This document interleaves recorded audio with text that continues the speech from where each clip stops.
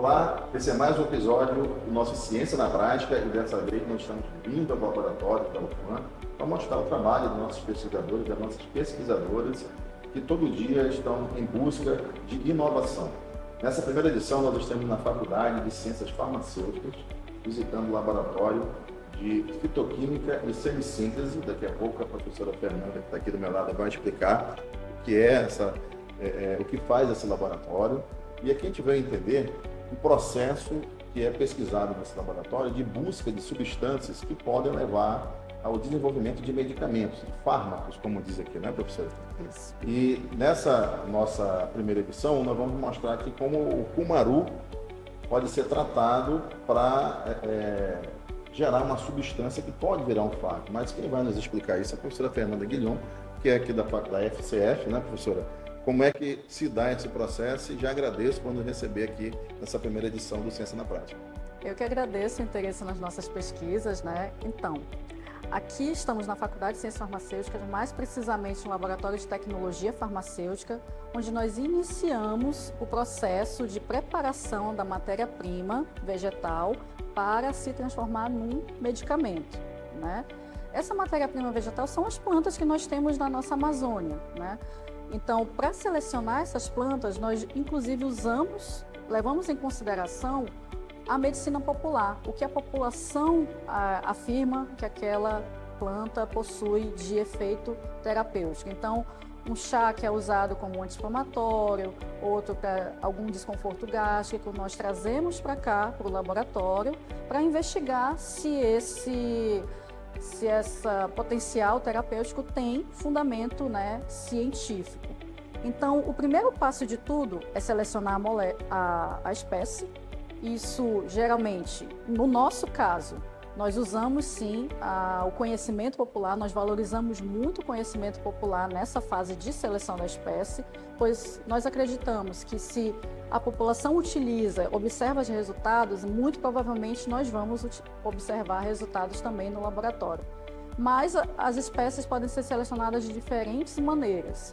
Por exemplo, um outro estudo estudou uma espécie da mesma família e teve bons resultados. E aí nós pegamos uma espécie similar para investigar se ela também tem efeito terapêutico. Ou ainda uma espécie escolhida ao acaso, mas essa é uma abordagem não muito científica, né? Porque a chance de sucesso é muito baixa. Então, para nós cientistas, o conhecimento popular é muito importante para essa fase de seleção da espécie. Fazemos a coleta. Essa coleta ela pode ser de qualquer parte da planta. A parte da planta que a população usa, por exemplo, se o chá é feito das folhas, nós coletamos as folhas. Se o chá é feito da casca do caule, nós coletamos a casca do caule. Se é feito um chá de raízes, nós coletamos as raízes ou os frutos e assim por diante. Então, nós trazemos para o laboratório, tá? E antes de qualquer processamento, é importante secar esse material vegetal. Nós podemos fazer isso à temperatura ambiente, mas não é um método muito recomendado, porque o material pode ser contaminado por bactérias, por fungos, e aí nós acabamos perdendo algumas substâncias de interesse. O mais comum é nós utilizarmos uma estufa para acelerar esse processo de secagem e aí deixar o material aqui, ó, como ele está aqui, desidratado. Aqui nós temos 3 partes da mesma espécie, que aqui na região amazônica é conhecida como cumaru. Então nós temos casca do caule, temos folhas e temos os frutos da espécie que é chamada popularmente de cumaru aqui na nossa região. Uma vez que ele está desidratado, né, por meio de estufa, nós iniciamos então o processo de moagem, que é uma trituração desse material vegetal. Por que que isso é importante? Isso tem o objetivo de melhorar a eficiência da próxima etapa, que é a extração. Extração nada mais é que você colocar o material vegetal em contato com algum tipo de solvente. Esse solvente pode ser inclusive água, como é feito nos chás, pode ser álcool ou podem ser alguns solventes mais específicos que nós utilizamos em laboratório. Então, é interessante que esse solvente ele consiga penetrar no tecido vegetal para extrair o máximo de substâncias possível, né? Então, se a gente colocar o solvente aqui na matéria-prima vegetal íntegra, o solvente não vai ter muita possibilidade de penetrar no tecido vegetal para fazer uma extração eficiente. Então, nós diminuímos aqui a partícula, né, para que esse solvente tenha como aproveitar ao máximo essa matéria-prima vegetal.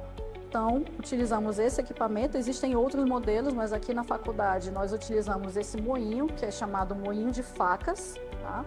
Que tem o objetivo de exatamente triturar esse material no menor tamanho de partícula possível, tá? Então veja que são facas bem grandes, né?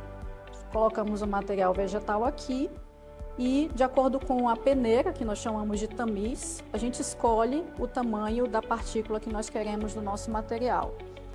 Essa decisão, na verdade, depende da natureza do material. Então, se você tem um material mais duro, como um tronco ou uma casca de árvore, a gente precisa usar a peneira, que é um pouco maior, né? Mas se você tem um material mais mole, como é o caso de folhas, você pode reduzir a um tamanho menor. Aqui a regra é quanto menor, melhor, porque quanto menor o tamanho dessa partícula aqui, o tamanho do pó que vai resultar desse processo, melhor vai ser a extração do nosso material vegetal. Uma vez triturado, né, ficando um pó, como esse aqui, por exemplo, esse material está pronto para a próxima etapa de processamento, que é justamente a extração. E essa extração, professor, acontece aqui mesmo no laboratório ou vamos para outro ambiente para fazer essa extração? Sim, nós do meu grupo de pesquisa, nós trabalhamos em outro laboratório onde fazemos diferentes tipos de extração, que podemos acompanhar lá. Bom, então agora nós vamos aí sim para o Laboratório de Fitoquímica e Semissíntese, que a professora Fernanda Guilhom coordena, para a próxima fase dessa extração, né, da substância que pode se tornar um fármaco. Bom, já estamos aqui no primeiro andar do prédio da Faculdade de Ciência Farmacêutica, estava no subsolo. Agora viemos aqui ao Laboratório de Fitoquímica e Semissíntese. Estou aqui me esforçando para falar tudo certo, aqui com a professora Fernanda Guilhom. Então vamos para a segunda fase, onde aquele pozinho, né, que foi produzido e foi triturado vai ser transformado no extrato, não é isso, professora? Isso mesmo. Aqui nesse laboratório nós vamos iniciar o processamento o refinamento da nossa matéria-prima vegetal. O primeiro passo é nós extrairmos as substâncias de interesse da nossa espécie vegetal. Nós já trituramos, já secamos, já trituramos, nós trazemos para cá para fazer a extração. Assim como a moagem, também existem vários métodos para se fazer essa extração. Aqui no nosso laboratório nós utilizamos muito esse método, que é o método do Soxhlet. Na verdade, o material vegetal fica aqui em contato com o solvente, essa mistura é aquecida, o solvente então evapora, é condensado pela água que está circulando aqui no sistema, cai de volta na matéria-prima vegetal e repete esse ciclo várias vezes para extrair ao máximo as substâncias daquela matéria-prima vegetal. E então esse processo aqui nós podemos deixar ele por horas, né? Então até nós percebermos que o solvente não está mais extraindo nada a partir da nossa matéria-prima, não está havendo mudança de cor do solvente. E aí, terminado esse procedimento, nós fazemos uma filtração simples, apenas para tirar as partículas da matéria-prima vegetal, porque agora o que nos interessa é o líquido, né? É o solvente impregnado das substâncias que ele extraiu da matéria-prima vegetal. E aí nós trazemos para esse outro equipamento chamado rotaevaporador, que ele tem o objetivo de fazer uma pré-secagem desse extrato, né? Então ele vai tirar o máximo de solvente por meio de destilação, é um processo semelhante à destilação, de forma que nós fiquemos um solvente puro aqui e o extrato concentrado aqui, ou seja, com menos solvente aqui desse lado. Muito bem, após essa fase de obtenção do extrato, nós vamos voltar para o subsolo aqui da FCF, né, professora? Qual vai ser a próxima fase? Isso mesmo, nós obtivemos o extrato, ele está na forma líquida, nós retiramos a maior parte do solvente que nós conseguimos no rotaevaporador, mas ainda não tiramos todo o solvente.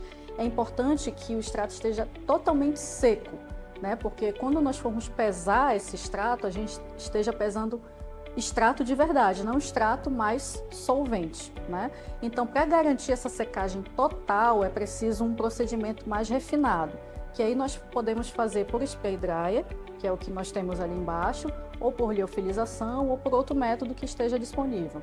O mais comum aqui no nosso laboratório é utilizarmos spray dryer ou liofilização. Vamos já saber o que é esse método que é utilizado, porque eu também estou curioso para conhecer, né, qual é esse método com esse nome tão, né, diferente, né, professor? Vamos lá, então, conhecer esse método.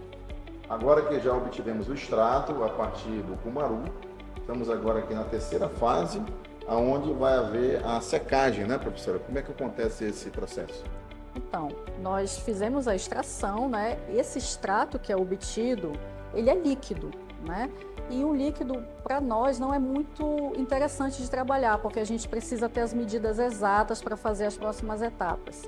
Então, nós secamos esse extrato, ou seja, retiramos o solvente dele para que ele se transforme num pó, mas no caso, esse pó é diferente daquele primeiro pó que nós obtivemos lá no processo de moagem, porque ali era só matéria-prima triturada.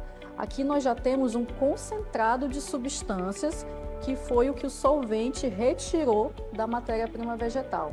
Então, a secagem do extrato nada mais é que você retirar o solvente, né, por diferentes procedimentos, para ter como resultado apenas as substâncias que aquele solvente conseguiu retirar da matéria-prima vegetal.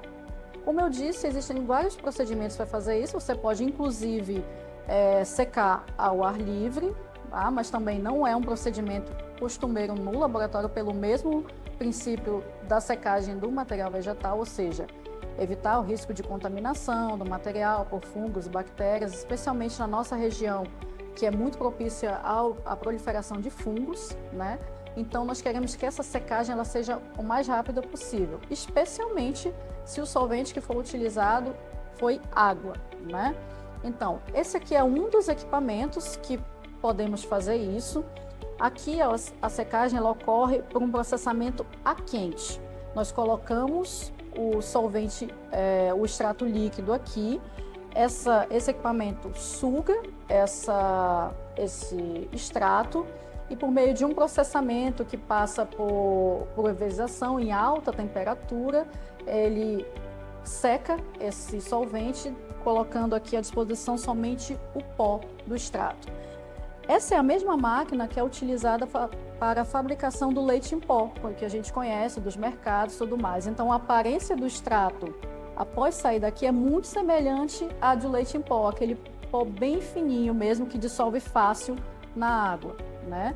Mas lógico que aí o solvente vai ter a cor da planta e etc. Mas o aspecto geral do pó é muito semelhante ao do leite em pó comercial. E existem outros métodos, por exemplo, liofilização, que é um método a frio. Isso vai depender do objetivo do estudo, do que você quer, que tipo de substâncias você quer obter após essa secagem. Após a obtenção do pó, ainda temos mais uma fase, né? A última fase. Exatamente. Uma vez que você tem o extrato, somente o extrato, ou seja, somente o conjunto de substâncias que você extraiu, aí você pode fazer, aí começa de fato o estudo, né? Até então nós temos a preparação da nossa amostra para fazer os diferentes experimentos. Então você pode pegar esse pó e testar diretamente, tanto in vitro como in vivo, né? Se você quer fazer uma investigação da atividade farmacológica, ou você pode pegar esse pó e fazer fracionamentos dele para investigar que tipo de substâncias estão ali presentes, que é o que nós fazemos lá no Laboratório de Fitoquímica e Semissíntese. Professora, quando a senhora fala assim in vitro e in vivo, só para os nossos espectadores entenderem qual é a diferença, né? Sim, o in vitro seriam em modelos de laboratório que você pode fazer numa bancada, né? Você pode testar num micro-organismo, numa célula, né? Não é um organismo inteiro, geralmente uma parte de um organismo, um tecido, uma célula, pode ser inclusive de humanos, mas desde que não seja o organismo inteiro, né? A não ser realmente parasitas, fungos e bactérias, que aí a gente testa o organismo todo, mas enfim, é um teste que você consegue fazer em bancada. No laboratório. No laboratório. O in vivo é já no organismo como o nome sugere, vivo, né? Aí é justamente a parte de experimentação animal, que aí nós vamos passar por diferentes grupos de animais, né? Subindo o nível de complexidade desses animais para ter diferentes respostas, diferentes análises dessa nossa amostra. Nessa nossa experimento tem mais uma fase que nós vamos ver. Exatamente. Após a obtenção desse extrato, aí as ciências farmacêuticas são multidisciplinares, né? Então, nós vamos ter pesquisadores que vão se dedicar a esses estudos in vitro e in vivo, e temos pesquisadores que vão se dedicar a investigar a composição química desse extrato, para descobrir o princípio ativo desse extrato, que é o que nós fazemos lá no nosso grupo. Olha, o resultado até o momento da obtenção da substância que poderá se tornar um fármaco é esse pozinho. Vamos recapitular aqui para quem está acompanhando essa edição de Ciência na Prática. Nós começamos aqui, como explicou a professora Fernanda, com a escolha da espécie, que no caso foi o cumaru. Ela foi secada em estufa, depois foi triturada. Depois de triturada foi obtido o extrato, né, professora? Isso. Depois nós fomos novamente ao subsolo para secagem e obtenção desse pó, que é o pó resultante aqui da substância. E agora qual vai ser o próximo passo, professor? Então, agora que nós temos o extrato, ou seja, nós já fizemos uma lavagem da matéria-prima vegetal pré-selecionando um grupo de substâncias de interesse, agora a gente vai atrás dessa substância específica, ou grupo de substâncias específicas. Então, para isso, a gente faz um procedimento chamado de fracionamento. Então, nós temos o extrato bruto, que é o que nós chamamos aqui, que foi seco, certo? E esse extrato bruto, ele vai ser dividido em diferentes grupos de substâncias, quantas vezes forem necessárias, até que se obtenha uma única substância ou um grupo muito reduzido de substâncias, tá? Então, nós podemos fazer esse fracionamento de diferentes maneiras. A mais comum na maioria dos laboratórios de fitoquímica é por meio de uma coluna cromatográfica. O que é uma coluna cromatográfica? Nada mais é que este aparato de vidro aqui, em que nós fazemos uma filtração, uma lavagem da nossa amostra contra um filtro com uma química bem específica. Então, o objetivo aqui é fazer com que esse extrato ele seja novamente lavado, né? Então, o solvente ele vai competir pelas substâncias com essa fase que a gente chama de fase estacionária, né? Então, aquelas substâncias que tiverem mais afinidade com o solvente vão sair com o solvente aqui, como ele está mostrando, tá? E aquelas que tiverem mais afinidade com essa fase estacionária, essa fase que fica presa na coluna, vão ficando na coluna. E aí a gente vai mudando os solventes e aí a gente vai selecionando as substâncias em diferentes grupos, tá? Então, ele pode fazer isso várias vezes com o mesmo extrato, obtendo diferentes frações, por isso que nós chamamos de fracionamento. Ao final, aquele extrato que era único vai ser dividido em diferentes frações. Cada uma dessas frações vai ter um grupo diferente de substâncias. E aí nós passamos para a próxima fase, que é justamente descobrir que grupos de substâncias estão nas diferentes frações que ele obteve aqui na coluna cromatográfica. Então, a gente faz aqui uma análise de cromatografia em camada delgada. Pode ser feito aqui em bancada, como pode ser feito por meio de equipamentos, mas esse é o método mais comum, usado em qualquer laboratório ao redor do mundo, tá? Então, aqui ela está investigando quem é semelhante ao quê e o que tem em cada fração daquelas que nós obtivemos nessa fase, tá? Então, ela faz uma leitura dessas frações, tá? E de acordo com a cor de cada fração, dos grupos de substâncias de cada fração, a gente agrupa ele em novos grupos para fazer um refracionamento. Então, na verdade, esse ciclo aqui, ele ocorre em par, né? Ele vai ser repetido quantas vezes forem necessárias até que nós tenhamos uma única substância, que é o ideal aqui para as nossas atividades. Então, por isso que se chama, o procedimento se chama cromatografia, porque na verdade nós utilizamos a croma, né? A cor, para dividir as substâncias em diferentes grupos, até que nós obtenhamos um grupo de substâncias da mesma cor, um grupo de substâncias da segunda cor, um grupo de substâncias da terceira cor e assim por diante. E aí nós temos um refinamento do extrato, um fracionamento do extrato, e o objetivo é que nós tenhamos uma molécula isolada ao final desse processo. Então chegamos aqui à última fase, né, dessa mostra que estamos tendo aqui na Faculdade de Ciência Farmacêutica do processo de identificação de substâncias que podem se tornar medicamentos. Nós já tivemos aí a fase da escolha da espécie, depois houve essa secagem, a trituração, depois tivemos a obtenção do extrato, esse extrato foi secado, transformado em pó, depois ele veio para um processo onde ele foi filtrado. Exatamente, fracionado e foi escolhida, foram identificadas substâncias, né, para que fossem analisadas agora no computador. E todo esse processo, ele busca isolar substâncias, ou seja, você tem um extrato, né, professora, obtido de uma espécie como o cumaru, existem várias substâncias que aparecem nesse extrato. Nem todas vão ser utilizadas para fármacos. Então, o que aconteceu nesse processo todo foi a busca de isolar essas substâncias até chegarmos nessa fase. E qual é essa fase agora que nós vamos ver, professora? Então, justamente nessa fase que nós vamos investigar quem é o princípio ativo responsável pela atividade farmacológica do cumaru, por exemplo. Nós já separamos ele em pequenos grupos, né? Nós já sabemos quem são as substâncias que estão presentes e aí cabe a nós investigar uma a uma para ver qual é aquela que é responsável pela atividade farmacológica que é observada pela população e por nós cientistas, né? Então, uma vez que essas substâncias foram identificadas, ou seja, elas tiveram a sua estrutura química determinada. Isso quer dizer o quê? Que eu sei onde está cada carbono, cada oxigênio, cada hidrogênio naquela estrutura daquela substância química, tá? Que veio de planta, mas é uma substância química. Então, nós trazemos aqui para o ambiente virtual, né, o ambiente do computador, nós desenhamos, fazemos uma representação dessa substância química, tá? Porque com base nisso nós podemos investigar de forma in silico, ou seja, no computador, se essa substância tem ação contra um alvo terapêutico de interesse, ou seja, contra a doença que nós estamos investigando, tá? Então, se a gente está investigando uma gastrite, nós escolhemos um alvo terapêutico relacionado à gastrite para saber se a nossa substância atua nele, né?